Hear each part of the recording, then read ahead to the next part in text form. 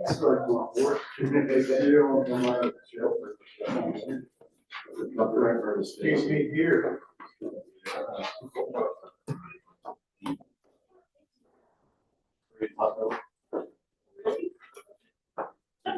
I never would have guessed. His name's Kevin. I see mornings here. Oh, yeah. Yesterday was bad. Oh, it was. He's yeah, did not enjoy driving down what it's for. Love that man. Wishes for Kevin's head. Then had another one. Oh, I need to get white devil and Korean. This. I wanna put him on a spit. Yes. Most uncooperative thing. Yeah. Me too. You're great watch. I don't think it ever hit for you.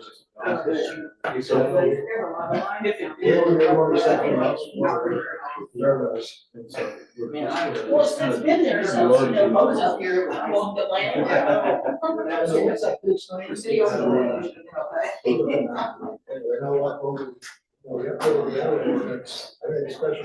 gotta make an exception for that. Yeah, that girl's been there a long time. Rosie's the, I think.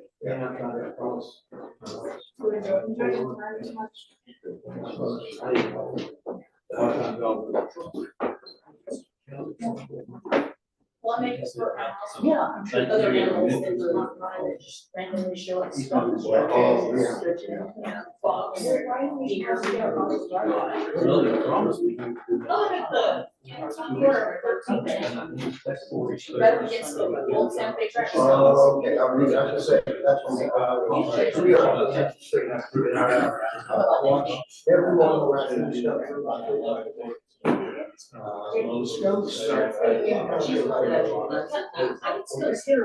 Yeah. I prefer this. Well, I've got some gentlemen.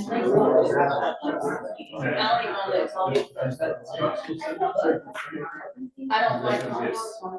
Yeah. I'm not afraid of them, but I don't want to house. Yeah, but that's why I can't.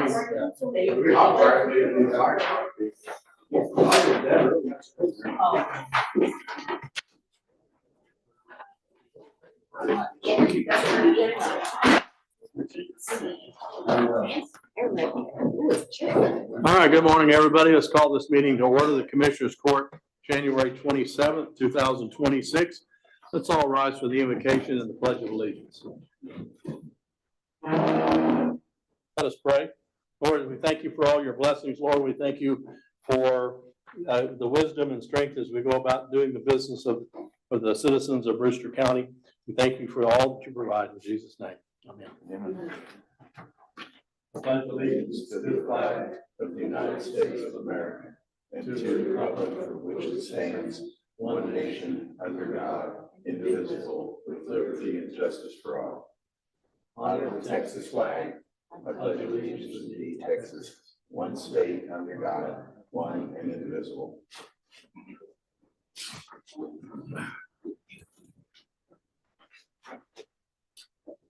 All right, good morning, everyone. We looks like those of us in the room survived the cold front or surviving the cold front.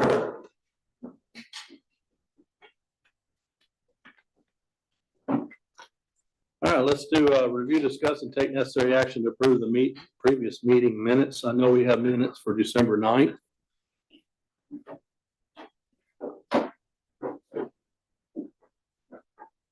I'd entertain a motion. I move to approve the minutes of December 9th. I'll second. Okay, motion is second. Any discussion? All right, all in favor of the minutes of December 9th, say aye. All right. Okay. We don't have 13th yet because we're going to proofread those, so we'll bring those in the next meeting. All right, number 5, public comment. Any public comments this morning? I wanted to say it was a great job, even though we didn't have the snowpocalypse predicted. The state, the county, the city were all out there getting us ready just in case. Yeah, as a matter of fact, we had a 6-inch water main break at Terlingua on Saturday. I got a video of them. Poor guys are in the slop and the mud trying to find it. And the pipe was, as it goes under Terlingua Creek, it hits, there's a bore and there's a concrete. What they did is they bored under the creek and then so it, of course, cracked right there where the concrete is, and they had to tear all that out. They got it fixed, got water back on Sunday morning. So it took them better part of Saturday and then Sunday morning. So thanks to James, we got bottled water down there. So we got some drinking water for folks. But it was a wild time on Saturday. Any other recognitions and announcements this morning?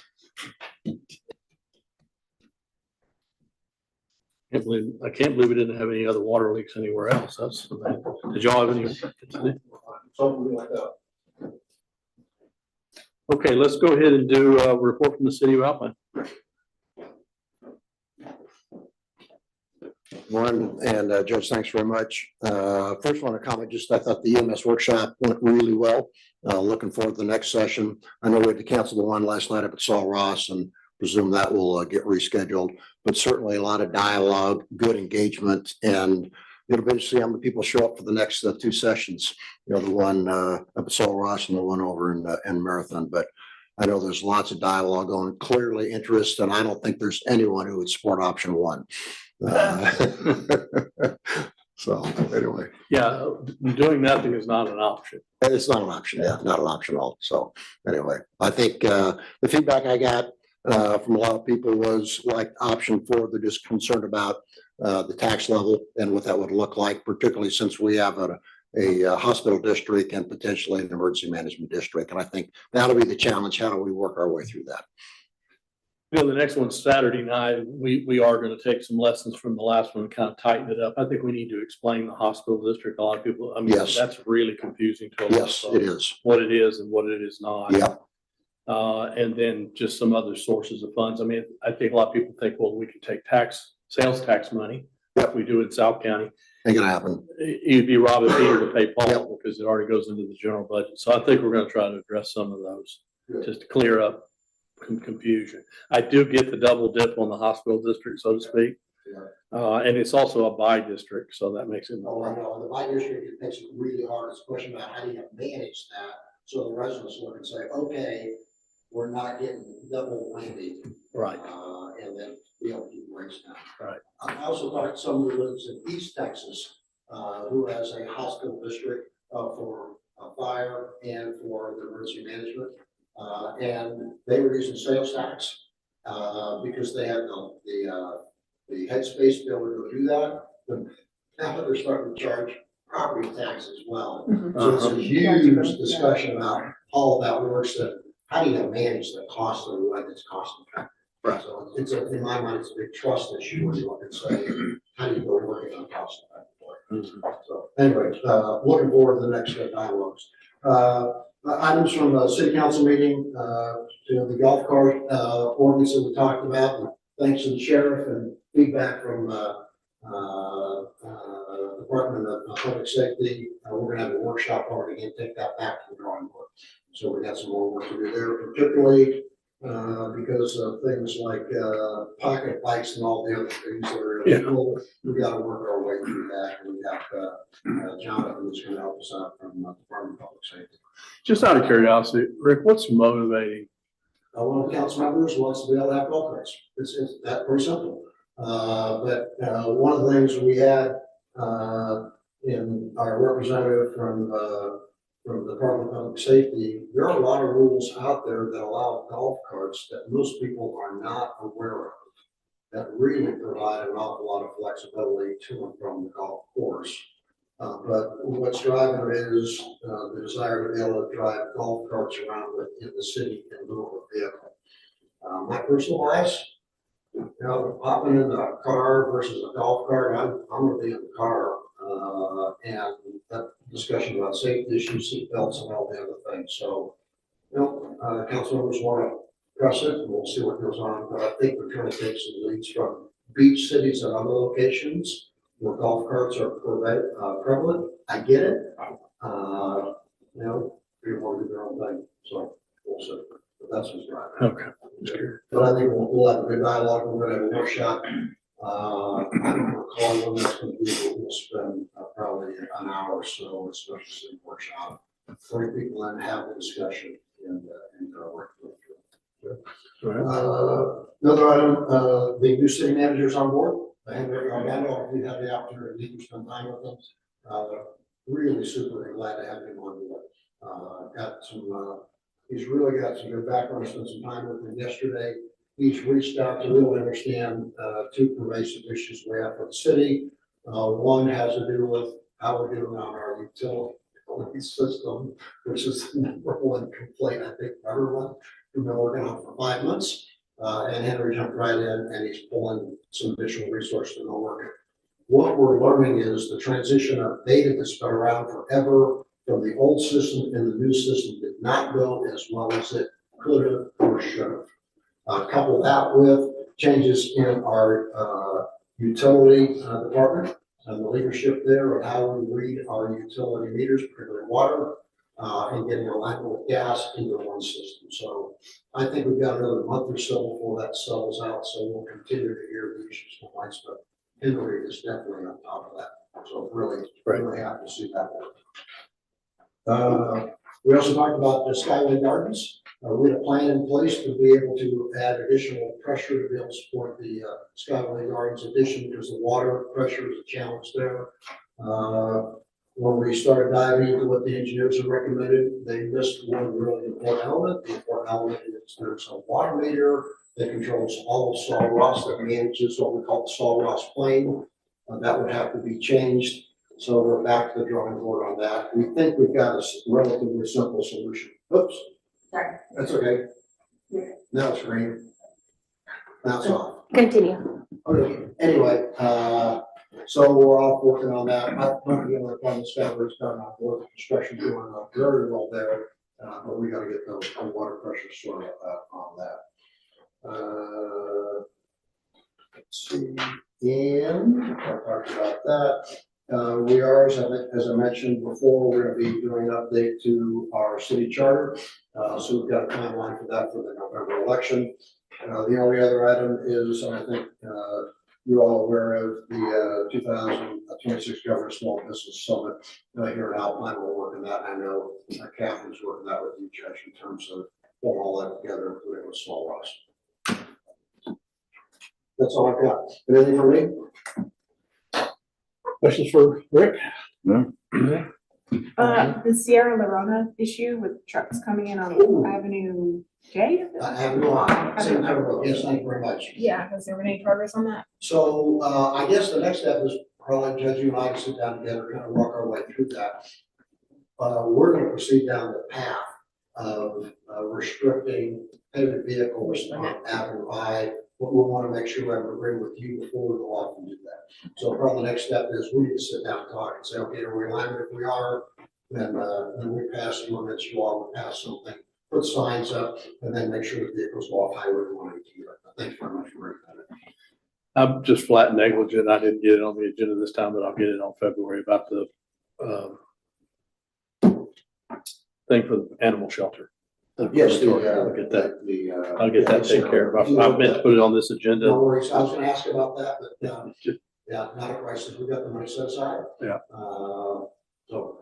And tell your utilities, is it Mike Macias? Mike Macias. Macias. He called me because we thought we were going to have to borrow some 6-inch pipe for that water main break, and we appreciate y'all offering it. We ended up finding our own pipe. We didn't need it, but we appreciate the city stepping up. Yeah, Mike is Mike's got his hands full with lots of things going on, but I know, and we have a new assistant support Mike, and she's got a huge background from the regulatory side and very, very helpful. Okay, great. Thank you, sir. Appreciate the report. All right, I'm gonna skip 8 for a second. We're gonna run to 9. Sheriff, why don't you go ahead and do your report this morning, please?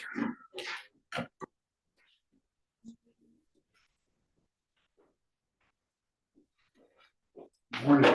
Morning. Did you, y'all have your copies of it? We do. Yes, sir. It's pretty extensive, so I'm not gonna go over all of it. I'll go over the main characteristics, what the state requires us to report. And Uh, We have to bring it to the governing board every year, which sets you, so you can see what we're doing or not doing. So if you'll see,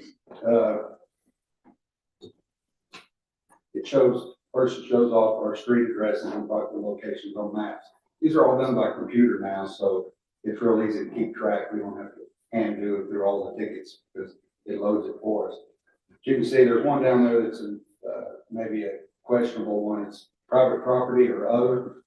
We don't write tickets on private property. What happens is they pull somebody over and they pull them into a parking lot at Dairy Queen or something like that. And so they write, we're going to try to correct and say, where did you actually see them at? So that's the only thing. As you can see, we had right at 3,000 stops. We had a total of over 5,000 stops, and the rest were warnings. So, and if you look here at the race breakdown, there was 16 Alaskans or Native Americans, 92 Asians, 71 blacks, 1,265 whites, and 962 Hispanics. In the gender, we had one Alaskan Native or American Indian, 17 Asians, these are females, 13 blacks, 356 whites, and 255 Hispanics or Latino. In the males, we had Alaskan Natives, or we had 15, Asians, 75, blacks, 56, whites, 909, and Hispanics, 707. And all of them, most of them were violations of the law, everything was. We just can't stop them because they look good. Moving violations was 1,946. Now, some of the other violations could be public intoxications and stuff like that that have to be reported. You know, maybe a passenger was drunk or something like that. So that's where you get that number. You can see the breakdown once again for the 15 Alaskan Natives or American Indians, 85 Asians, 46 blacks, 1,085 whites, and 715 Hispanics. And then when we go into the car, sometimes we have, if it's suspect, we can ask them to consider the search. We had 123 searches by consent, and you can see what the breakdown was that. None of the Alaskan, we didn't search any. 2 of the Asian Pacific Islanders, 7 blacks, 38 whites, and 76 Hispanics. And then another one, like I said, the reports are extensive. On back to the searches and contraband, we did have 49 of those searches did result in contraband. And we only inventory, most of the vehicles weren't inventory because the person was arrested had somebody else there or was towed by, a towing company. 44 were positive and were taken to court.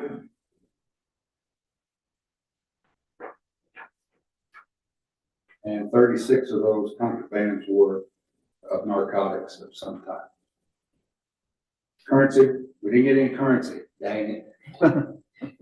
So, stolen property, we didn't recover any stolen property in the searches.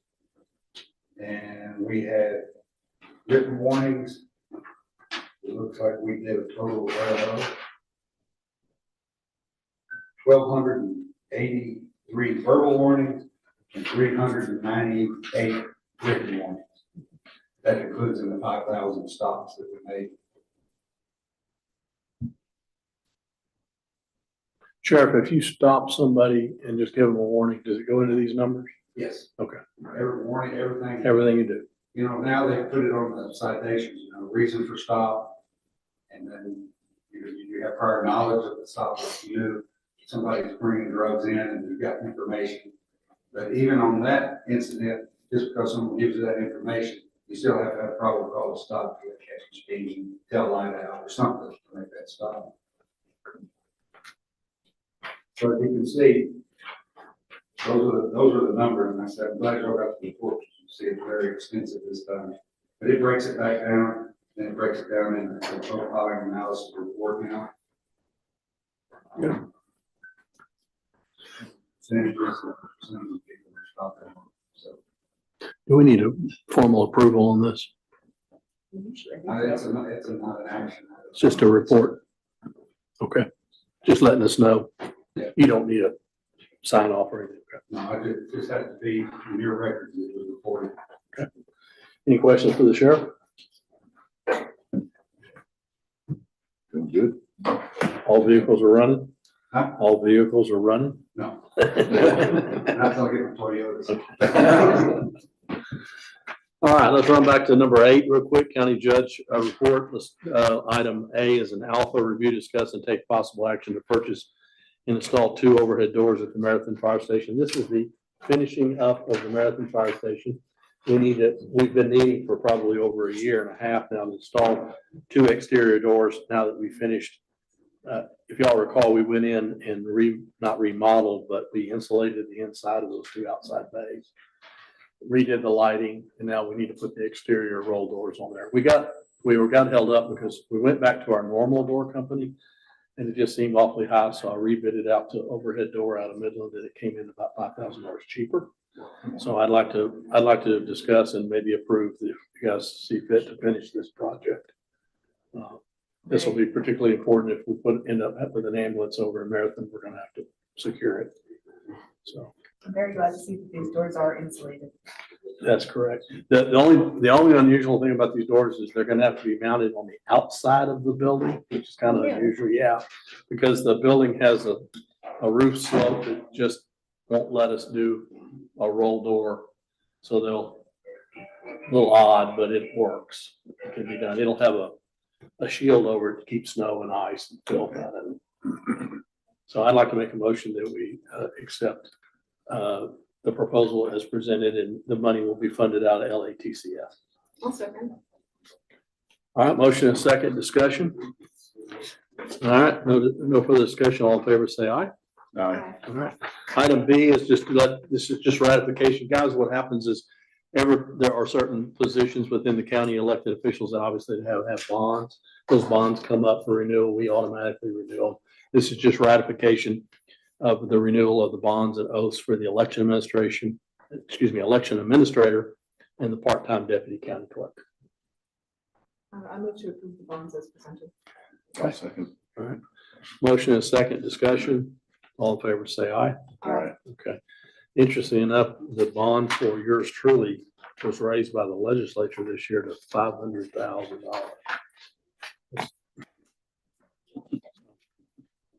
I think it's because of the probate. There's been some funny business in probate. That's why they're doing it. All right, item C, review, discuss, and take action on AirMed subscription. Sir, you've got something for us this morning? Come on up and introduce yourself. I'm Sandy Rivera, membership manager for West Texas AirMed Network. We all know us as AeroCare. We support Brewster County of Pecos, where I live in Reeves County, and also Pecos County as our secondary base support staff. Good to see you again, Judge, and thank you for having me here. I'd like to take this opportunity to, number one, extend my appreciation and support that Brewster County has given us over many, many years. And first and foremost, I hope that we put our foot forward and reestablish our partnership and work together. I'm here as an advocate for Brewster County employees, introducing a membership opportunity for purchase by Brewster County.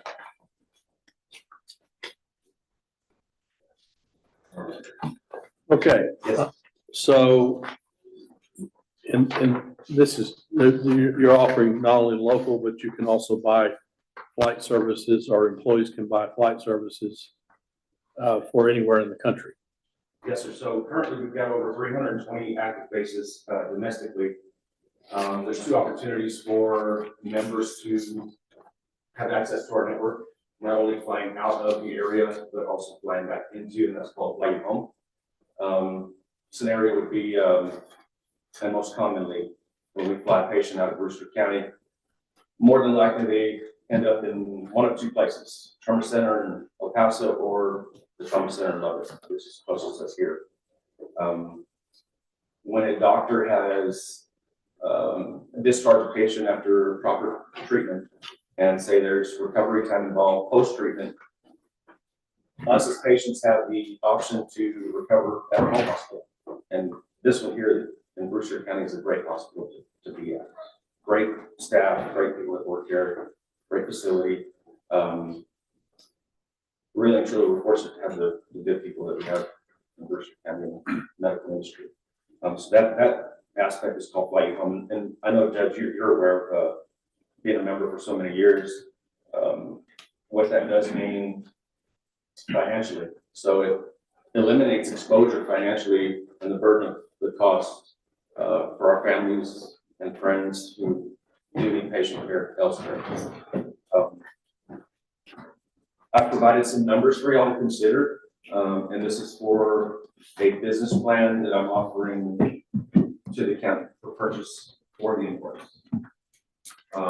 Currently, we have a payroll deduct that's gone into a grace period, and so what I'd like to do this morning, or at some point today, I'll go over to the HR office. Actually, you said that she's out today. Okay, so that won't be today. So what I'll do is I'll leave behind the information on the business plan for purchase by the county. That at the moment is not the pricing that we have for payroll deduction that's taking place. That grace period is in effect at the moment. Go ahead. I just have a question. Last year when that was offered, I believe there was an option to pay for 1 year, 3 years, and 5 years or something like Yes, that. ma'am, we have multiples. So if it's paid for the multiple years, why would there be a grace period? The payroll deduction plan that we had in place, Mhm. I think it expired at the end of December.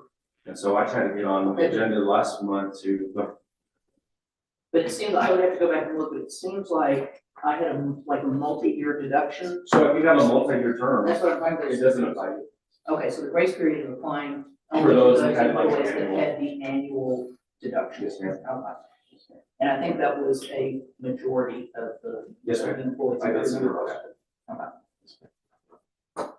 All right, so I need to ask you a question that everybody asks me. So I'm gonna ask it to you, and let's see if we get this squared away. Yes.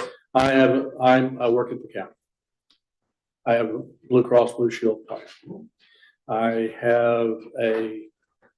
I fall and break my leg at my house. Ambulance picks me up, takes me to the hospital. Doc says, you gotta go, you gotta fly out of here because you need more medical care than we can provide here now.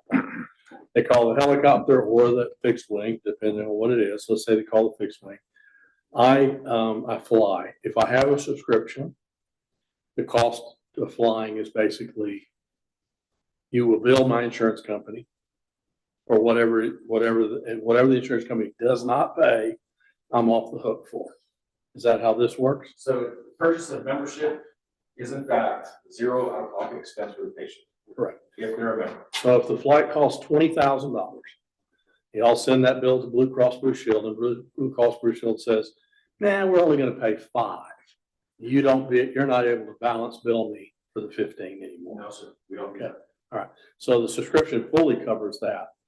There's multiple options, and the benefits always include zero out-of-pocket for the patient. Okay. For the member. All right, and that includes deductibles and co-pays and all that sort of And thing. my favorite part, Judge, is that when a membership is purchased, everyone who resides with that member is also covered because of that one purchase on a membership.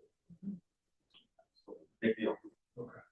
All right, so now balance billing technically is not allowed anymore in the air service by federal law. Right. So technically, if I didn't have it, and the bill was 20,000 and Blue Cross paid $5, you still couldn't bill me for the 15, although I might still be having to put my out of pocket or my deductible in there. Members don't pay us that. Pay anything. But what So- if you're not- Then it does apply. Yeah. That expense does apply. Again, the business plan that I'm presenting this morning is to eliminate the exposure should a medical event take place for the patient.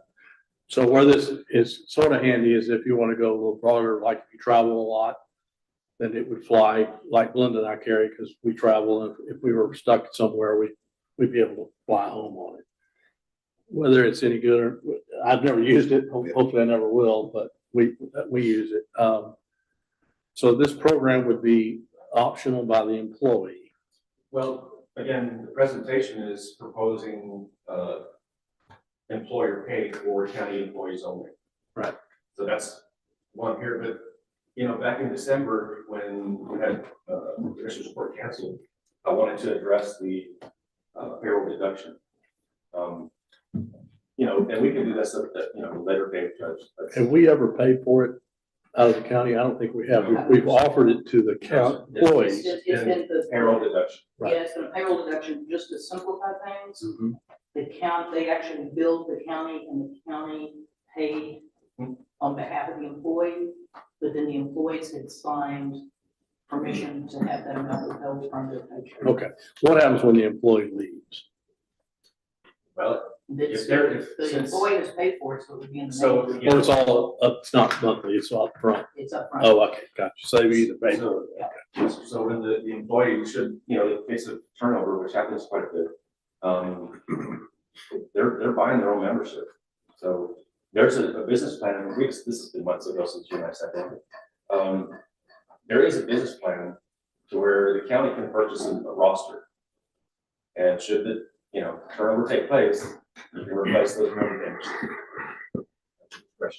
Or HRs. Okay, so what we're proposing today is basically what we've done in the past. I have not seen what he's proposing, but it's sounding like what you're proposing is Again, it's the the county would pay for it. county employees only. And the county employees would not have any expense withheld from their paycheck. Correct.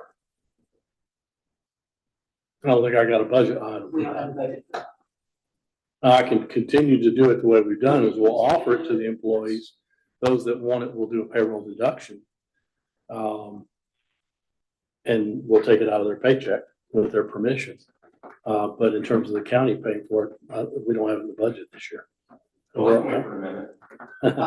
Yeah, you got a lot of waiting to do, because we got a lot of things to do. I'm just not sure that's something we can get into the budget. That's fine. I just came over to. I think we can bring it up in the next budget season if that's something the commissioners want to do. Sure. But I'm happy to offer it now to the employees for payroll deduction if they want to do that. I'd love to be a part of that process once again, and we do this annually.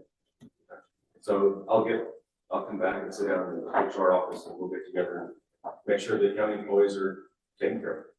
And I'm anticipating that Julie should be back in more of the next meeting. So my question to the court is, do you guys want to go ahead and offer it to let the employees, if they choose to do it, they can do it through payroll deduction? You want to continue that program? Yeah. And then when we get to the 27 budget, which we will later this summer, we can discuss the idea of paying for the employees out of the county budget. And you know, this is a blessing to have this business plan offered to Brewster County because it hasn't been done before. And, you know, we sat down that first time. I'm more than willing to come and, you know, present to each and every county employee wherever their, you know, occupation takes them. Just so that, you know, they fully understand that this county cares about the employees. Okay. So I'm here to stand by the Commissioner's Court. What would the price be if you weren't a county employee? It's increased since December, and depending on the region, it varies. But on the first page there, on the your left side of that folder, that shows you the term length and price per term. So for those employees who had subscribed last year, and I apologize, this mic is not working, but, those employees that had subscribed last year, and then they want to renew, how has that price increased from last year? It's increased slightly, and I left the pricing for Commissioner's Court to consider on there. And now that this is public record, everybody has access to it. Yeah. So I'll definitely, So how long is the grace period? Because I know we didn't do payroll deduction in December. For those that had a 1-year subscription, how long is that grace period? it'll be extended. Okay. No, the prices you have here were the ones that you just had here, the $647 for 5 years. That would be fine. Right, so I mean, but it doesn't show us, in order to convince people this is a good thing, what would they pay without the county subsidy, so to speak? So Anybody off the street that came to you and said, hey, it sounds like a good plan, I don't work for the county, I want the coverage. I didn't memorize our pricing for Brewster County this morning. I apologize. But it's gone up. Yeah, okay, And so when there's not a business plan in place, there's not a discount. right, so I'm just saying, And his question is, what's the difference? I mean, if it's $100 with Brewster County and I'm not a Brewster County employee, is it 200 or 110 or? I mean, It was a reduction, actually. We went from 235 to 211. Thanks, and that's combined coverage, meaning fly out of the area and then fly you home in combination, should that need to take place. right, So it's actually to and from, not just out. yeah, So coming out of Brewster County, membership, annual membership, should say in that 1-year term, right. should cover, under the emergent label. Yeah. But I mean, these are all, you know, Brewster County plans. I just, in order to induce the employees to say, this is a good deal, I should take it, they need the, you know, the other side of it, you know, the Sure. rest of the Well, I mean, story. let's consider the actual cost of one flight. Well, yeah, but they, you know, well, that's if they don't have it at all. But But if they don't have it at all, what I understood you to just say to the judge was that you do not balance bill. So whatever Blue Cross Blue Shield pays would cover. And I'm not at liberty to say what our agreement is with Blue Cross Blue Shield or United Health at this point. I'm just here to point out that, we're gonna reestablish our partnership together through membership. So if as a county employee, I have Blue Cross Blue Shield. Let's say I have a traffic accident. You fly me out from Trash Can Hill and you take me to Wellness Center in El Paso. Okay? Blue Cross Blue Shield, is his example, your company charges $25,000-$30,000. Blue Cross Blue Shield says, we'll pay $15,000 of that. So there's roughly half of it that is unpaid. So once Would you membership bill is me for established, that? Forgetting about membership, if I did not have membership, then you would be billed. then I would be billed. Thank you. So state law says you do not have to pay. I've got 2 examples. My wife was flown out last year, my mom was flown out this year. Yeah. Okay, neither one paid, okay, and that's part of the discussion you and I had, why we did not do this at the city. Because we're looking to say, if you've got insurance, it's up to the insurance company and then we go sort that out. And that's what the change in the balance bill was all about. So we had AeroCare, I stopped it, because I looked and says, from a cost perspective, if I travel a lot overseas, different stories. But, which I used to do a lot, but I'm not doing that now. So that's the dialogue in my mind, straight up, straightforward. Yeah, I mean, balance billing is basically illegal by federal law. Yeah, we won't be doing that. And so, but this, for some people, this still give them security. And I don't have a problem offering it to our employees and let them make that decision. I'm here to help us So in any way. my motion this morning is we'll offer this plan to our employees. If they choose to buy it, we're happy to do it out of their payroll deduction. And then that gives them a little better rate. And then when we get to the budget season, we'll take a look at it. It's one of the reasons that AeroCare, my guess is you guys are expanding your coverage. In the old days, you were just focused on getting people out of here, but now you're focusing on people flying back home and other services, which is fine. Sure, yeah. And that's not a balanced bill. If I'm in New York and I decide I want to come home, that insurance might be valuable to me because I would pay that out of my pocket, or I'm going to guess the insurance company would not pay it. Yeah, so that's why they've got more things in this package than they used to. So I think it makes sense. And the whole point of it, Judge, the drive is to make sure coverage is accessible to all the employees. And, you know, if they've got Aero Medicare or any other insurance benefit, I'm all for it. Why not? And that's like why would we buy home insurance? Same, yeah. All right, I entertain a motion to offer this to the employees on a payroll deduction basis at their expense. Now that I'm here, I'll show my. Okay. Hey, Mo, how you doing? All right, motion, I'm looking for a second. Second. Okay. All right, any discussion? All right, motion is to offer this to our employees via payroll deduction at their expense, but at their decision if they want to. We'll put that out, and then we'll revisit this in budget season. Okay. Absolutely. All in favor, say aye. Aye. All right, that'll do it. Very much. Is this your contact information? Yes, sir. Here, okay, Please call me if you get. thank you. Just, and the information that y'all have, do we have the employee roster of who signed up for the annual 3 or 5 year? I don't have it in this package, but I'm sure I'll get with the HR. Julie probably does. That's- Yeah. But I'll wait for. All right, let's do number 14. We're gonna skip around. I just thought maybe we'd have an exciting agenda this morning. Let's do 14. Review, discuss, and take possible action regarding the engagement of Singleton Clark as our outside auditor for the fiscal year 25. The fee is the same as it has been on an annual basis.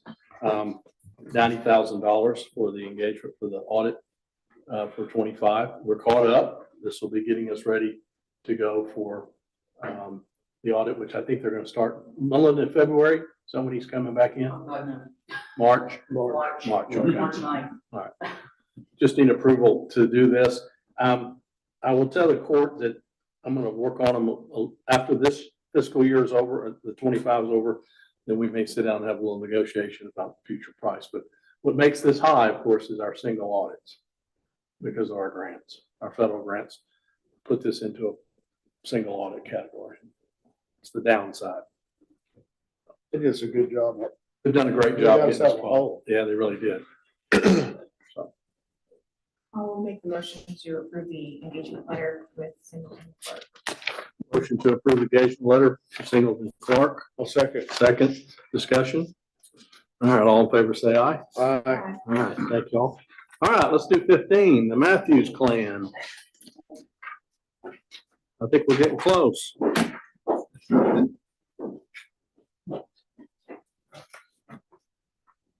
So if you guys recall, last time we had a preliminary plat discussion about it's actually Terlingo Ranch Tract 2071. I call it the Matthews.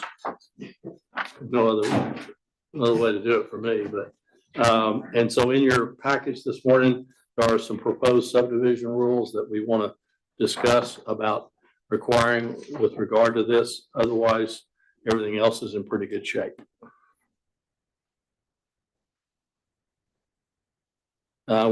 If you look at this, it's talking about a little bit about water. There's something that I won't put on the survey about water. The unlawful blocking of the flow of water, not a big deal. If you want to truth about it, but kind of language that our council wants us to have in there, because over time people do start monkeying with property lines and drainage ditches and I think this is just part of a Brewster County coverage so that we're not liable for that.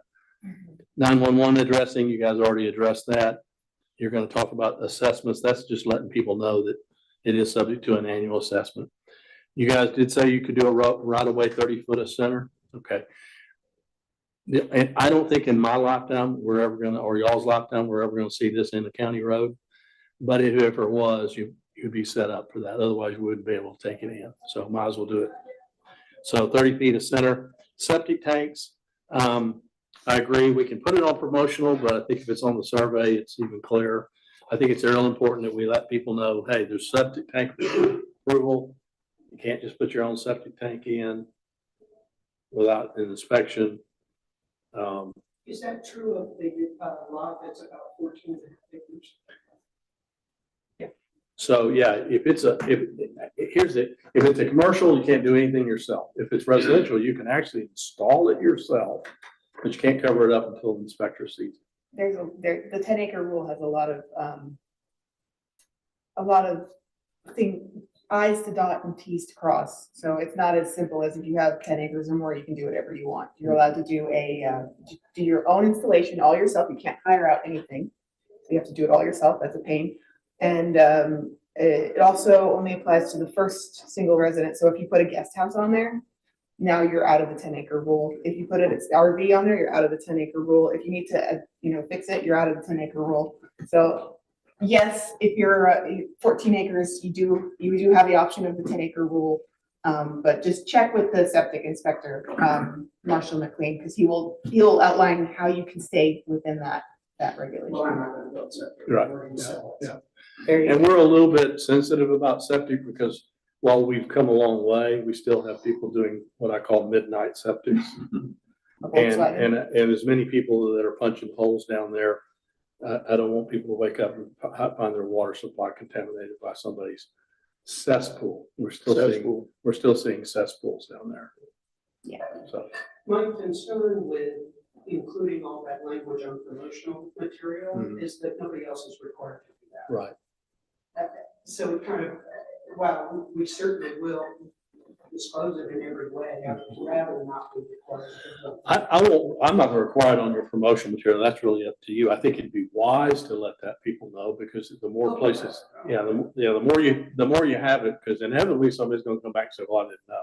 Well, yeah, you were told on the survey, on your plat, here's some promotion. I mean, here's 3 or 4 ways you should have known. I don't care about your promotional. I just, as long as it's on the survey as part of the requirement, I'm good with that. And the survey is attached in the sales agreement. Correct. So they've signed that. The only question I have is, I don't know that, Sarah, let me ask you this. When I have, so this plat is on the whole plat, the 35 acres that they're cutting up. When I go in, if I buy a tract from them, I'm gonna get my own little survey for my little tract. I'm assuming that the language from the master plat follows to that second survey? Right, majority of the time, the legal description, it'll say, northwest, southwest. Yeah. All the lot description, it says track. It says track, it usually references the fact. Uh-huh. And majority of the time, what we're encouraging a lot of people to do is attach their own survey to the back of their deed. But we get a lot of people that don't have the surveys with us, so if we find out about it, that they have one, tell us, we file it. It's not always in their legal description that it comes off of a certain fact, but I mean, it does help to search what it does. What are the, just out of curiosity, what are the lot numbers? What's the range? It's 2071 B A, 2071 B B, et cetera. Yes, thanks, tripod. And we confirmed that with poetry. Okay, all right, because that was the only, I mean, it's just really more of a technical issue internally. That when I go to buy that property, and I'm gonna get my own little survey for that little 5-acre tract, that these conditions should follow that survey, or it'll get lost 30 years from now. Does that make sense? Oh, yeah, that's why title searches exist. Yeah, I'm assuming that when the title search does, it'll pick it up on the master plat. It should. Yeah. Yeah, it should. Or it should, that's the operative word there. Other than that, I think it looks, I have a question. And I know this has been studied a lot. What is unlawful blocking of the flow of water? Is there lawful blocking? Yeah. Don't have the right of capture? Yeah, I've heard that. I do not know that law, but I've heard those arguments made when one person creates a dam to catch water. Right. So is that unlawful? Did our council tell us to write this, you said? yeah, council told us, right, my sense is that there is a lawful way to dam water on your property that doesn't violate this. But it has to be done a certain way. Does that make sense? Call we cheat them and how? Yeah. I'll tell you. I mean, I ran in, Some people won't do this on this property. if they- Oh, I'm not worried about it. it can lead to bigger things. well, I ran into this problem when I owned my business down there because we did, you gotta be careful when you start moving things around and all of a sudden you're flooding your neighbor's Yeah. property. And a lot of people don't think about that until, Or cut off their Right. trout stream. I don't think it's gonna happen in your property. I think this is just belt and suspenders if you want to, but things have a way. I mean, it's the other thing about the road. We don't do the roads now. Guarantee you 30 years from now, everybody's gonna be built right up to the line. Yeah. That is an issue. Guaranteed. Seen it all the time, yeah. Then you're gonna have to go back to people and say, well, you gotta tear your fence down. Oh, you know, so gotta know up front. Any questions about this? Not this, just a curiosity. What's the I in poetry? Incorporated. Incorporated? Okay. I'd entertain a motion to approve the plat as presented with these conditions. I make that motion. Second. Motion is second. Any other discussion? All in favor, say aye. Aye. All right, so have a survey, put the language in there, we'll sign it, we're done. So, we are actually going to use the area today. I'll have the surveyor do that, email it to me, I'll have it printed and sent to you. Yep, and we'll sign, I mean, you've been approved, we'll, at the next meeting, we'll sign all the documents. Thank you. Okay? The hardest part. When can we put the land on the market? As far as I'm concerned, you can start today. I mean, we're gonna, our signatures are not there, but we've approved it, so it's just a de We facto. won't have sales. I doubt you're gonna sell anything today anyway, so, but you can start today. Okay. Thank you. All right, good luck to you. Appreciate your help. You bet. Sarah. Sorry, it's a little clunky sometimes, but that's, It's been- now that you've done this, you get to be on the new subdivision subcommittee to it. Yeah. Look at our new rules. Thanks, Mary. Matt, appreciate y'all. All right, the next one is item number 16. Review, discuss, and take possible action to approve the final plat application for the replatting of the 11 acres. This was just at the last meeting, you guys remember, this was at Lahidas for Mr. Warren. And it was just, we just had a 10-day cooling off period, so we're just ready to You don't have approve. any changes. No changes whatsoever. I'll move to approve the final plat application for Los Montañas subdivision. Okay, motion, I'll second. motion and a second. Any discussion? All in favor, say aye. Aye. Okay. All right, number 17, review, discuss, and take action to declare the following as salvage. We're gonna see a lot of this because I am on a jump throwing binge right now. We have two things on your two photos. One is a bunch of those old thermometers that we had during the pandemic that are stacked up. I want to get rid of those. They don't work and I don't think we'll use them. And the other is we have some stainless tables. I think we're going to go ahead and declare those salvage, but I'm going to hold on to those, Sarah. I think I'll put those down in the new visitor center in Terlingua. Because those, they're in good shape. Now they need to be clean. I was gonna say, you're gonna clean them up? Yeah.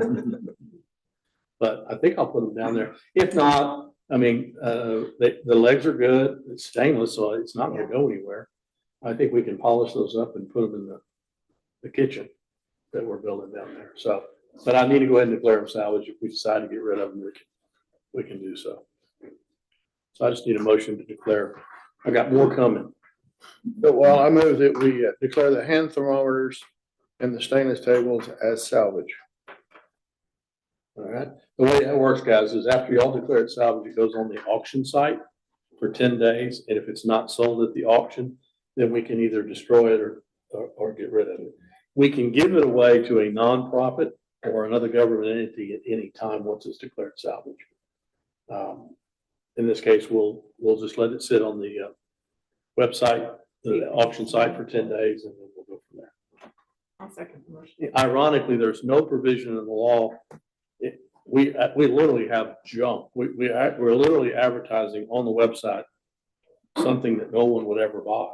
But by law, we have to advertise it. And once we do that for 10 days, then we can throw it away. Yeah.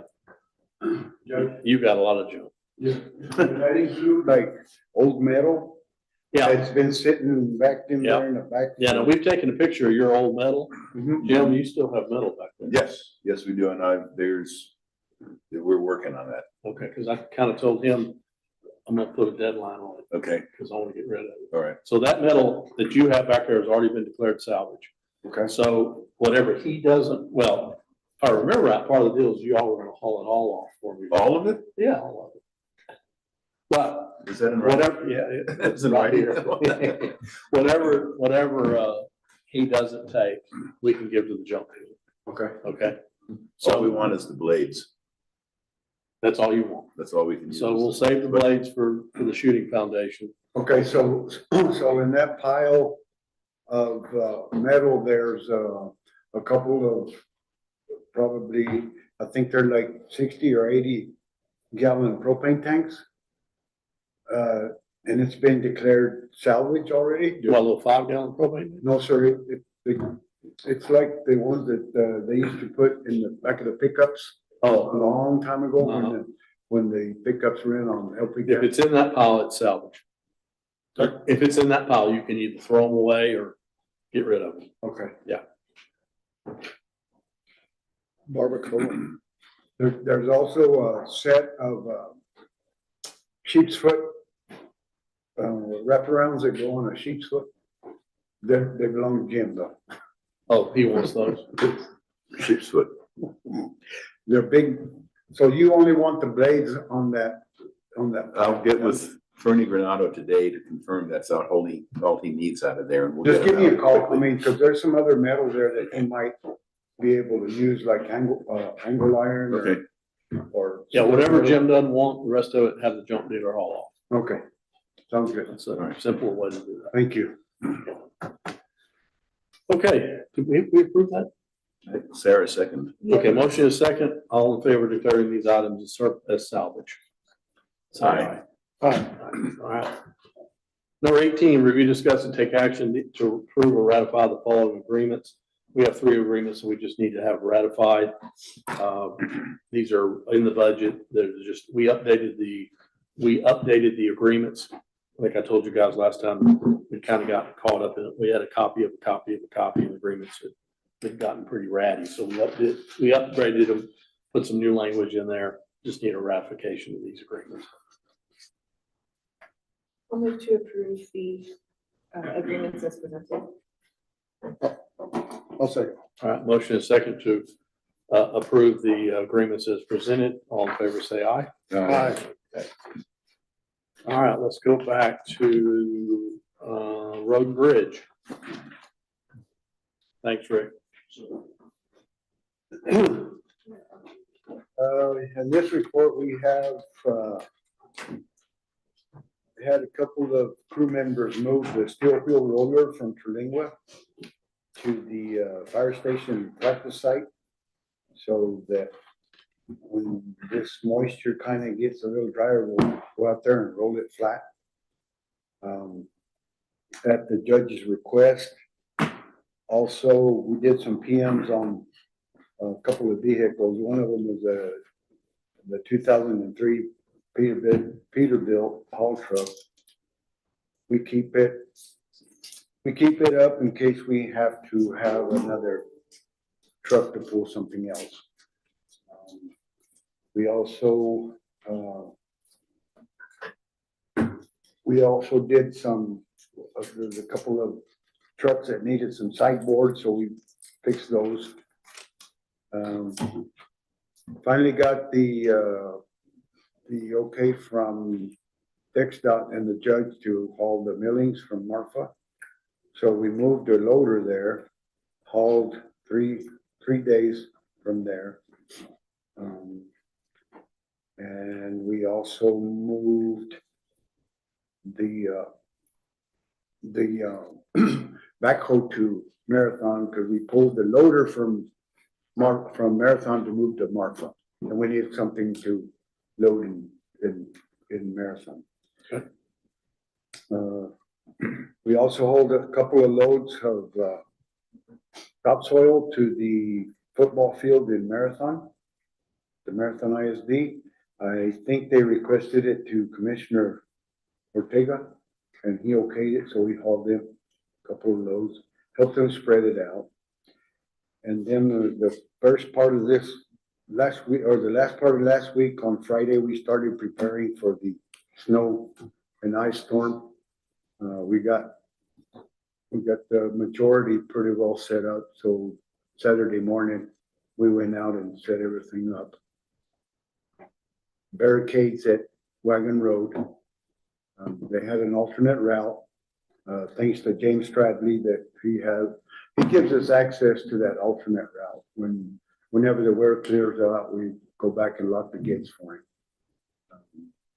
We did have some issues on people going around the barricades and taking a chance climbing that icy hill, which is, I call it DeHart Hill because it's the second cattle guard and Judge DeHart lives on the left. But I still had people move the barricades out of the way, and it was only causing, I mean, they had two options. They had either take the icy hill or take the alternate route, which is a dirt road, and it was not as icy. It was more travelable than the icy hill. And of course, we went out and blocked off Texas Oak, put some warning cones on Hackberry, South Juniper, South Hackberry. Went up to the second double diamond and put some warning cones on Ridgeline. Then we did some salting on the sidewalks for the ladies and gentlemen to come in to work. And that's basically what we did. Who's Wagon Road? Is that you, Jim? Wagon's yours? Yeah. Where did the tailings, where'd you take them? To the yard? What's that? The tailings from Marfa you hauled? Highway? What'd you say you were hauling? Asphalt millings. Yeah, asphalt. Where did you haul them to? Where are they stored? Oh, they're stored at the yard. Okay. Yeah, That's what- we hauled them from west of Marfa. Yeah, We have access to whatever we need. good. And I had one driver pull the older Western Star and the pup. Then I had another driver do the 10-yarder, and then I pulled the belly dump. So all three of us hauled for 3 days, and it put a good pile Good. there. We have enough buildings to put some out there for the fire department's training. facility. Not quite yet. I mean, I'll need to go out there with James and see exactly where he wants it or how he wants it. Okay. But we can, if we can do that, if I can talk to James and see where he wants it, instead of bringing it and hauling it to the yard and then And moving it again. moving Yeah. it again, we'll just All put at it straight once. to where it needs to All go. right, y'all get together and work that out, James. I want to get that in for y'all. It's a good time to pack it now. It's got a little moisture and Mhm. roll it, pack it, make it look nice. Okay. All right. All right, any permits this morning? No, sir. I did have a request from Big Ben Telephone. And I don't remember if he dropped it off or he was gonna drop it off. But I know there's one pending. Oh, okay. There's one pending. Yes, sir. All right. Any questions for Johnny? I do want to let you know that the stop sign for Allen Lane by the South Brewster County Emergency Response Center is still in the ditch Okay. and needs to be put back up. I don't know if you want to keep putting it back up in that spot because the erosion keeps taking it out. or Is if that you- what's knocking it down? Yeah, it's right by a water runoff, right off of the highway, and it keeps eroding it out. And I think this is probably the third time to put it back up since I've been here. Okay. If you wanted to put it on the other side, maybe, I don't know if that's allowed.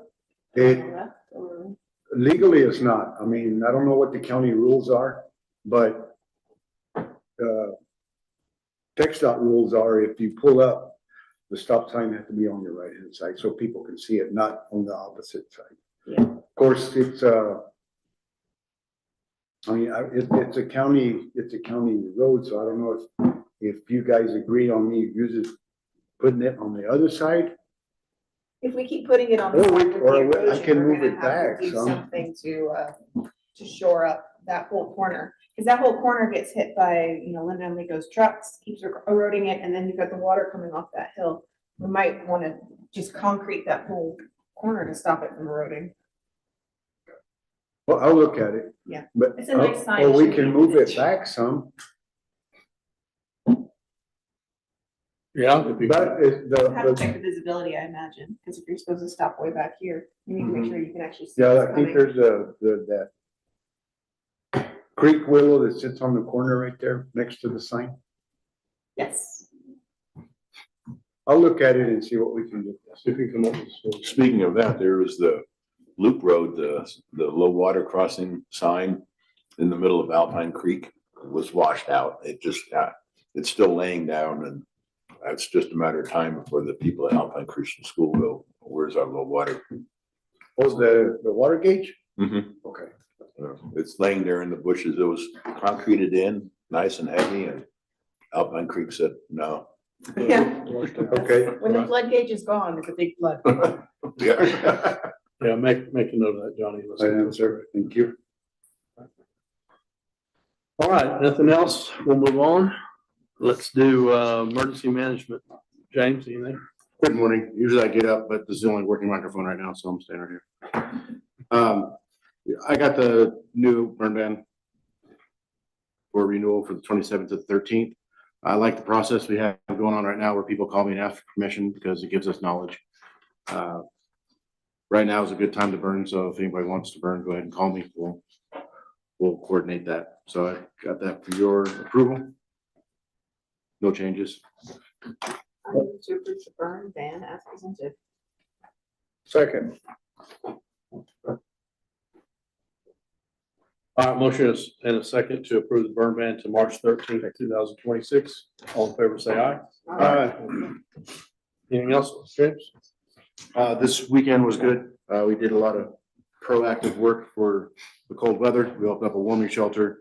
We did roving patrols, make sure that there's nobody outside freezing. We also did more patrols for power lines, make sure nothing's getting ready to fall down. We had one power line that looked like something got through the power line. It was arcing, but it wasn't going anywhere because it was covered in ice. So it was the weirdest thing that we saw an AEP ever seen. So didn't cause any outages. It just was a potential hazard that Where was that? it was off of Easy Street and Peach on the corner. And it was, Wow. it was weird. You look at it, you thought it was a star, but if you look really close to it, it's like, no, that's a spark. So we, There's a fire in town, wasn't there? A house fire? no house fire.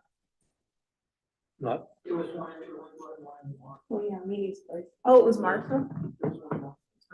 Oh, my bad. Sorry. The trailer. Mhm. what they have it, Charlie? Mimi had a chimney fire in one of her places. Reminder that you should always have your chimneys clean. Yes, exactly. Thanks to James, he hauled water on Saturday during the ice storm to Terlingua, and then again yesterday for more water. So you've got 4 pallets? Yeah, so the 2 pallets that are brought down yesterday are actually it's a 2-pack. So instead, essentially, out of the 2 pallets, you got 4 pallets of water. So, and it was heavy. Yes, So we're stockpiling water for you, because, at the EMS station. Yeah. You should have 5, well, 4.5 now, because I used half that other pallet that I dropped off on Saturday, so 4.5. And I did have the community center ready to be used as a warming center in case the power went out, but thank goodness it did not go out. But I might take some of the water over there for the next event. all right, thank you. All right, let's do treasurer's office. I think I'll put Julie on the speaker. That treasurer's report is in your packet.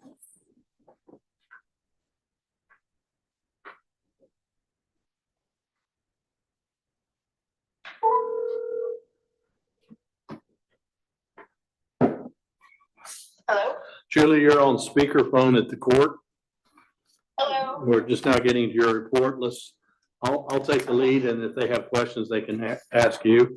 First page is a statement of indebtedness. It's pretty straightforward. We're at 395 on those 2 leases. There's gonna be a point, maybe rates come down a little further, we may want to go ahead and pay off the cat mulcher at some point, but right now, we'll leave it alone. We're getting right at that crossroads where it'd be cheaper to pay it off. But we'll come back to you on that. So no change in debt. The next one is the statement of funds. This is our cash on hand by account. And hey, Julie, I got one question for you. We still have money at West Texas National Bank.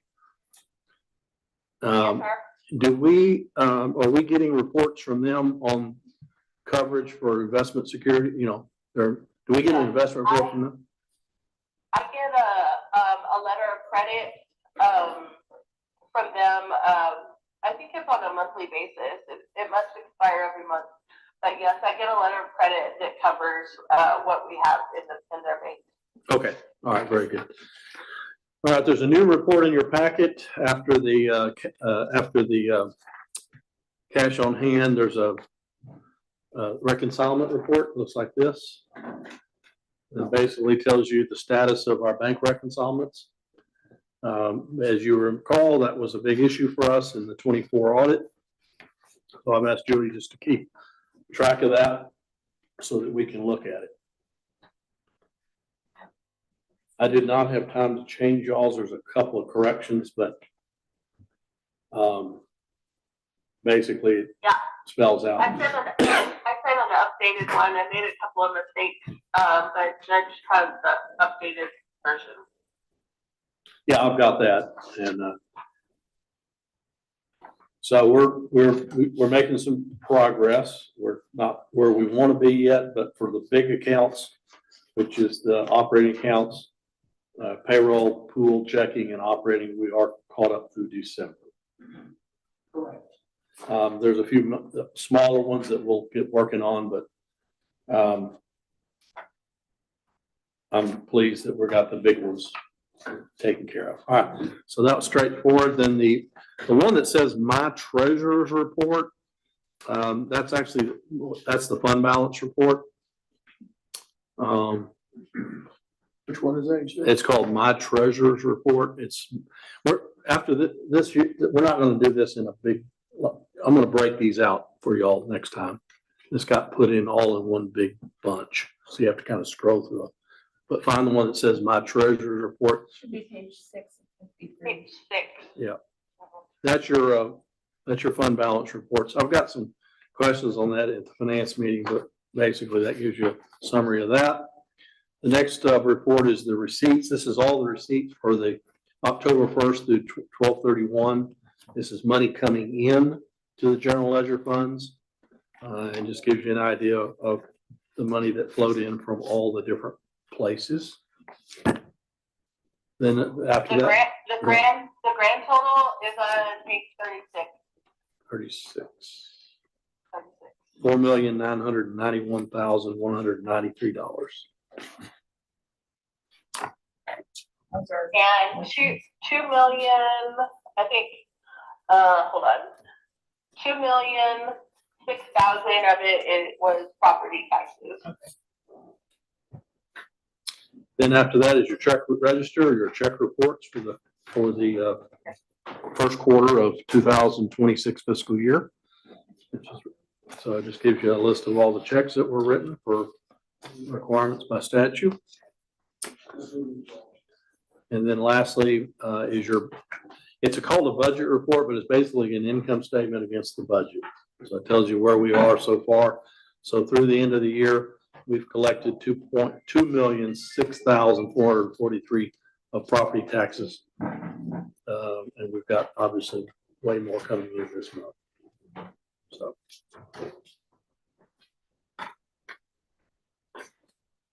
Right now through December, we're certainly sitting on a surplus.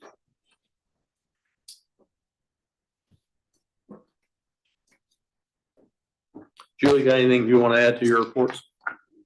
Let me see. No, sir. Not at this time. All right. I'd entertain a motion to accept the reports as presented by the treasurer. So moved. I'll second. Motion is second. All in favor, say aye. Aye. Okay. All right. Let's. Anything else you have, Julie? No, sir. All right. Let's move on to the Brewster County Comptroller.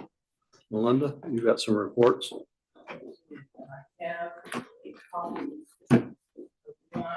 I'll let you go, sir. All right. Call me back for the closed session. All right. Thank you, Julie. Thank you. Bye-bye.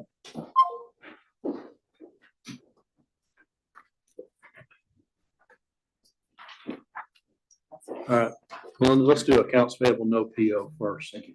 Yeah, I'm the same word with that last time. Yeah. Okay, so the accounts payable, with no POs. If you notice on the bottom of page one, the one to Laverne Lusk with Cherokee County, we're waiting, that's on hold. We're waiting for some information. Hopefully we get that today and we can go ahead and get that paid. The total amount, on this is $45,167.95. So these are the payments on things that did have purchase orders. That did not have purchase order. I'm sorry, that did not have purchase orders. Okay, quick question, Texas Farm Store, $975. What account is 404? Is that a HIDA grant? 404 is going to be Operation Stone Garden. Okay, these are batteries, I guess, for all the cameras and stuff. I believe that is correct. How is the USA Bank card thing working? As far as I know, it seems to be working okay. The only small glitch that we had was getting the first statement in. Those payments are in this packet, and we have called them, but we've got that straightened out, and going forward should be good. All right, let's go ahead and go on to receipts with POs. So the receipts with POs, these are ones that people have come in, gotten purchase orders, and then the invoices come in and get receipted against those. And that is a total amount of $41,250.11.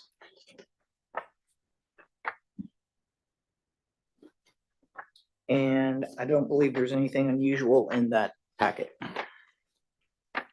No, I noticed that Citibank, you had Citibank highlighted. Was that because you're worried about it being past due? You mean US Bank? Thought it was Citibank. Oh, it's one of your old cards. US Bank, okay. US Bank, the reason I had it highlighted is because in your original packet, those were not included. Oh, okay. This is the revised packet, and I had highlighted those so that you could tell what the differences are. Gotcha. Okay. But that's the one that came in a little late. Forgotten just due to the transition from one card to the other. So do we have any questions on either of those two packets? All right. Yeah, that's invoices without or with POs. And the last one, number 3, is the recurring expenses that were paid. We've made a little bit of a change on the recurring expenses. We're going to be paying those on Wednesdays now. They were getting kind of scrambled up with payments that were made from the court dates. So if you notice in here, you actually have 2 packets. One is called recurring expense paid 114 to 123, and then we have the payable packet for recurring payments from 113, and those were actually paid on 113, but I couldn't print an isolated report for those. So this will not be an issue going forward. The ones paid on 113, we had $21,615.19. And the ones for the 14th through the 23rd, we had $381,744.97. $241,000 of that was the principal payment for the Argent Trust on the 21 bonds.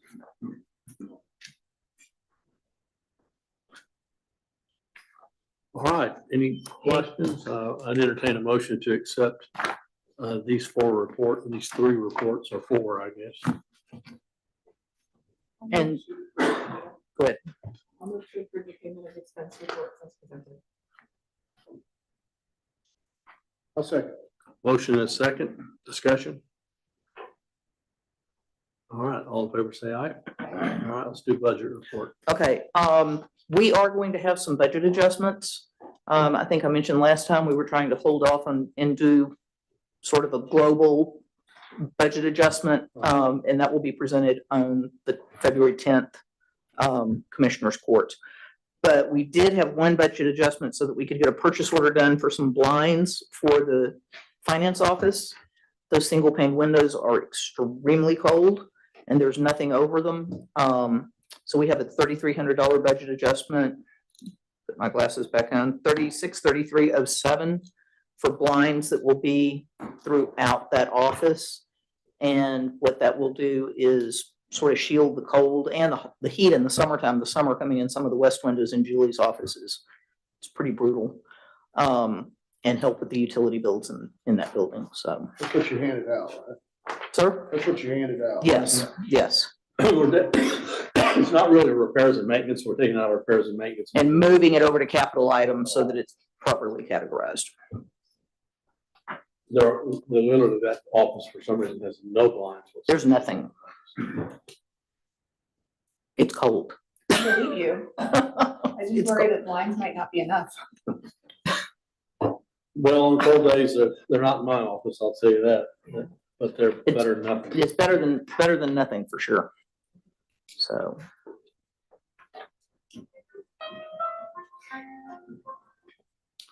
So Okay. any other questions on the budget adjustment? Need a motion for this. Yeah, looking for a motion. I move we accept this budget adjustment for the blinds as presented. I'll second. Motion is second, discussion. All in favor of accepting the budget amendments as presented? Aye. Just to apply for the, Call me. I'm sorry? If you need any help getting those windows warmer, call me. I have some tricks. Well, the judge did, I think it was what, tinfoil yeah, was suggested? That we could put, and cardboard, you know, but cardboard, we could kind of paint on it and, you know, make it. That we use cardboard would be a lot cheaper. It would be Yeah. cheaper, but another inexpensive way is, they make a plastic The plastic film that sticks on and it'll also catch the drafts. yeah. Really? Yeah. Mhm. I'm gonna look at that. By the way, the finance group met last week and we did go through like a mid-year budget review. And so like she said, we'll have some adjustments, but I really like it because now we're catching things as we go. Mm-hmm. And, you know, things get slung into the wrong account by accident. Nobody, it's not intentional, but we were able to catch some of those and adjust things where we're kind of getting close to budget lines and so forth. So way better than waiting till the end of the year and then trying to sift through it and scramble. So Yeah. little by little, we're making good progress on our financials. Real happy with the finance group. So everybody over there's doing a great job. They get beat up a lot, but I can tell you, they're working hard. So Them all their own personalized calculator. That's Yeah. what it works. yeah, I've already got mine, thank you. keeping track of the numbers is most essential. So we're doing better. Okay, got anything else, Melinda? That's it. Okay, golly, guess who's last? No, he's not quite last. Mr. Alvarez, talk to us. Good morning, everyone. Well, tourism, the office is back in full swing after the holidays, of course, so I'll go fairly fast on this report, a lot of little stuff. Most important to the court here, our next board meeting of the Tourism Council will be February 9th at 1 o'clock here in Alpine.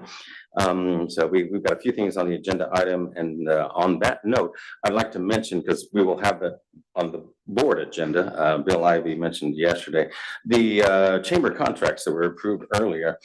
We actually have an amendment for that is not included in the redos. If you need to see the original contract that was written up between the chambers back in the time, there was an item on here. Not that it really matters the exact number, but it would have been item 1, number C. That the Brewster County Tourism Council logo needs to be on all printed materials that the chambers do. That's not in the contract that y'all approved earlier today. We would like that put back in, just because of accountability. Most likely the marketing committee won't put 45,000 in there if we're not getting our logo on it, just for some kind of accountability. We no longer have oversight. We don't tell them what to do, but they're going to print something, apply or whatever, folks should really know where those funds are going for. There have been times that the chambers said, well, we're using membership funds for that. But that's not the purpose in us giving them the $45,000. The $45,000 is for their marketing. They shouldn't use membership funds for that. They should be using membership funds for other things such as new events, whatever, lunch for their meetings, etc.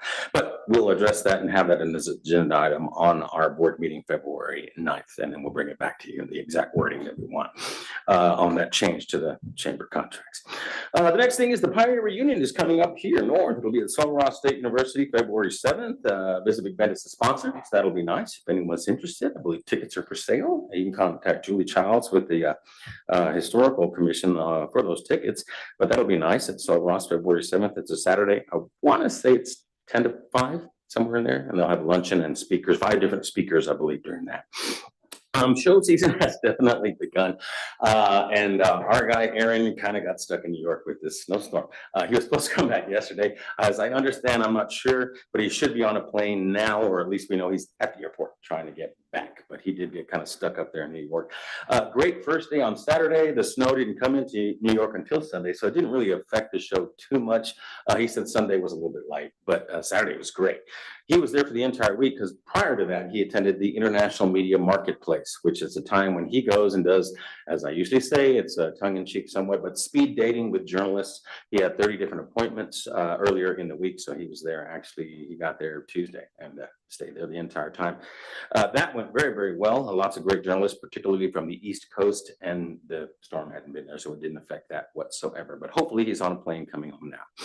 Next up, Thursday, February 5th, the Texas Hotel Lodging Association, sponsored by us, Visit Bend, will have a human trafficking prevention training session. That'll be Thursday, February 5th, 9 a.m. in Marathon at the Marathon Community Center. And then we'll move it down south at 1 o'clock at the Flat Rock Theater over there in Lajitas. It'll be a session at 1 in English, and then in Lajitas at 3, we'll repeat it in Spanish in case it's needed for anybody that would like that.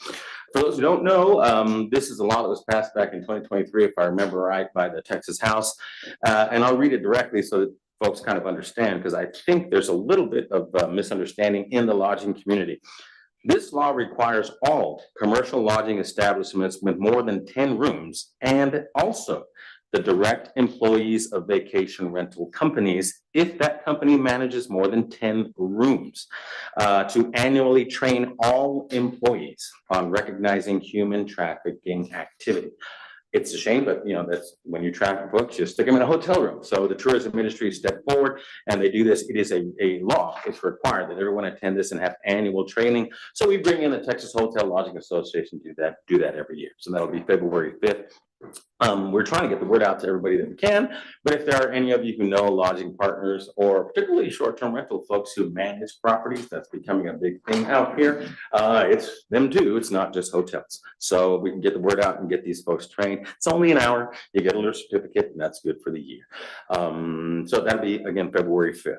And it's free, right? Yeah, we subsidize It's it. required for anyone who has 10 rooms or more, but if you have fewer, you're welcome to join as well. Oh, absolutely. It would be, I wish we could say for everybody. But yeah, they just, I don't know why they arbitrarily put 10 rooms or 10 They had employees. to put a floor of minimum. Yeah, something I like don't that. want people to think like, oh, I don't. I have 9 rooms and I don't have to go. Yeah, exactly. It's good for everybody to be able to spot people in trouble. Precisely. That's exactly right, Commissioner. Yes, ma'am. And I've contacted the sheriff's office. They're finding a deputy who can go because THLA, excuse me, they asked for a law enforcement officer to attend to answer any questions and particularly someone who would actually handle a case like this. If a hotelier saw folks, 10, 20 different, young children being put into a room, red flag, who would they call? How would the sheriff's department handle it, et cetera? So, Sure. You gonna send somebody? Yeah, they're working on getting somebody assigned to it already. I sent the request up through Is the Border Skelton. Patrol involved with this? No, they just asked for any law enforcement. Border Patrol could come, but I just went to the sheriff's office in Cincinnati County. Yeah, and if they can't find somebody, I believe the last time we did this, they connected with APD and APD sent someone. So I think they kind of share the burden of getting an employee over there. But that should be happening again February 5th, and I'll send out the notice on that to all lodging partners again later on today. For marketing, I'll mention a really neat one, a free marketing thing that we got. I don't know if any of you saw it. Good Morning America came out and celebrated our little corner of Texas. Michael Strahan, football star, from Houston. So it was kind of nice. I believe they did Houston, Austin, Dallas, and us. So that's amazing. I was going to show that clip here today, but I'll try and make sure the tech's working, et cetera, and show it to anybody who'd like to see it next court. I do have that video dropped down, but that was some great coverage for Good Morning America. It's part of America's 250. They're going to all the states. And again, we got a little piece of the pie. cost us absolutely nothing. But on marketing, campaigns are beginning now for Nat Geo in the United Kingdom. I've got the basics working on that. A Canada mission trip with Travel Texas, the governor's office is underway also. I'll finalize all that stuff this week and then bring those contracts to court next time. Texas Highways advertising. We have some stuff going on in there, as well as radio campaign in the DFW area. And I'm looking right now, searching for some discount or sweetheart deals for television ads for Super Bowl, another big event that we have coming up. So we'll see if anything materializes as far as that goes. Also, the Chisos Lodge is closed due to the water restrictions, that their water pump not being out, et cetera. We got that notice, I think it was Friday, that they're actually going to close the lodge. Hopefully by the time we have our board meeting, we'll have another report, when they will open, or maybe they'll just send out something that will before then, but the actual lodge is closed. Food truck's still open, the store's still open. You can still go up there, no problem at all, but they don't have a lot of water. So they're truly asking for everybody who visits the park to conserve as much as possible. Is this because of a pump? Yeah, the pump at, I believe, the bottom of the basin that pumps the water up there, it's been out for a while. It has been, yeah. Yeah, they the last report that we got at our board meeting at the beginning of January was that they already have the part going, it's already shipped to be repaired, but the company had a 2 to 3 week backlog. It's been 2 to 3 weeks, so they're just waiting for it to get shipped back, but it came to the point where they're like, for fire suppression, in case something happens, they gotta shut the hotel, just to make sure. But it's en route getting fixed. I have a feeling it's just probably with that company, they're just kind of backed up, so to speak. So it's in line, it's getting done, but still not here yet. It's kind of a hurry up and wait thing. And then I believe last but not least, the kickoff cook-off, it was supposed to happen this past weekend, got canceled, of course, because of the weather. It was just too ugly.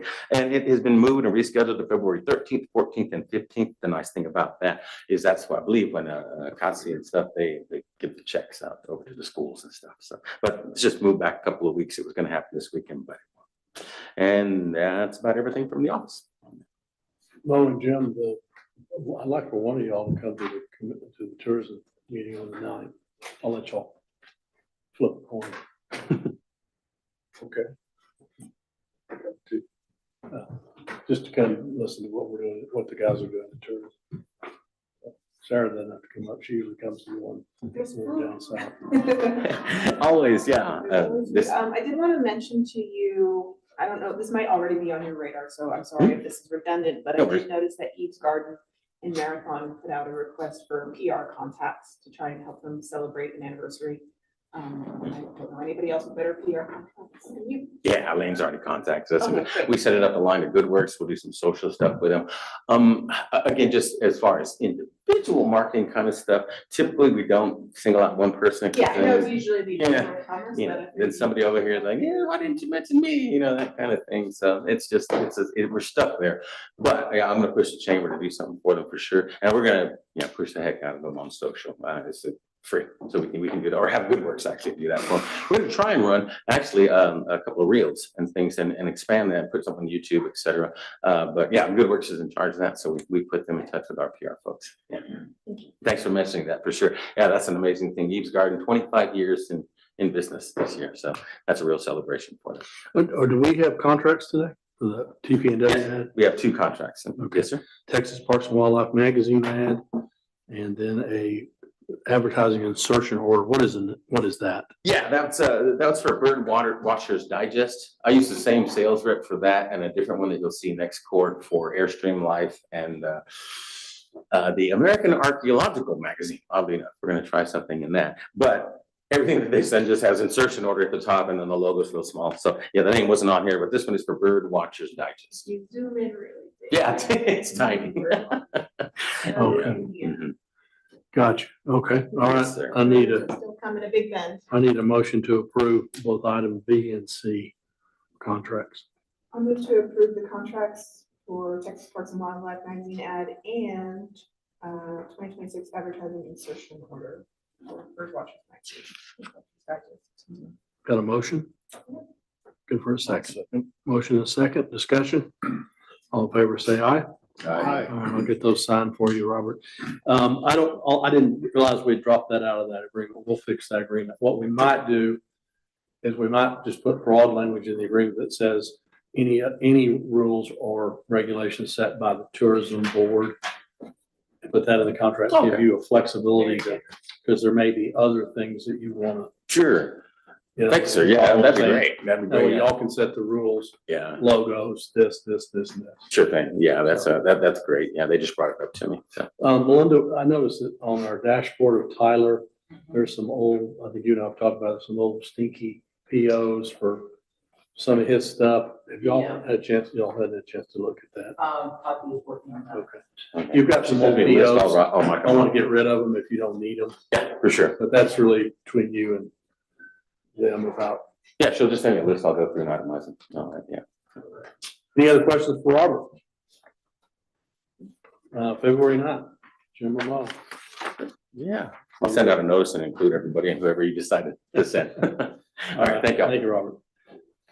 Okay, our next item is we're gonna go into closed meeting. We're gonna recess in a closed meeting, and I'll have to read this. We're gonna convene into closed meeting under section 551.076 of the government code that allows a governmental body to conduct a closed meeting to deliberate the employment or specific occasions for implementation of security personnel or devices for a security audit. This court will now be in recess for closed meeting. We'll be back shortly.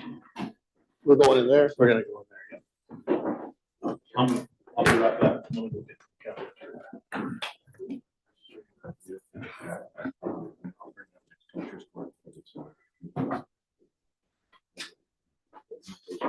Oh, what? Cold weather implementation. Oh, okay. So if you want to change it, Sure. change it for next year. Thank you.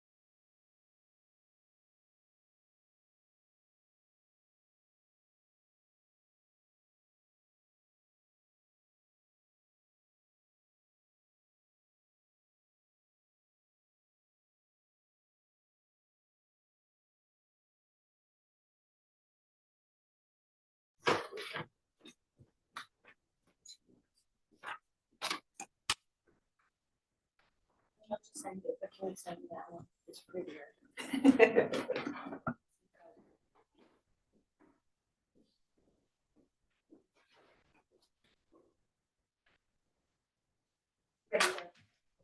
Okay, we'll reconvene back into open session at 11:21.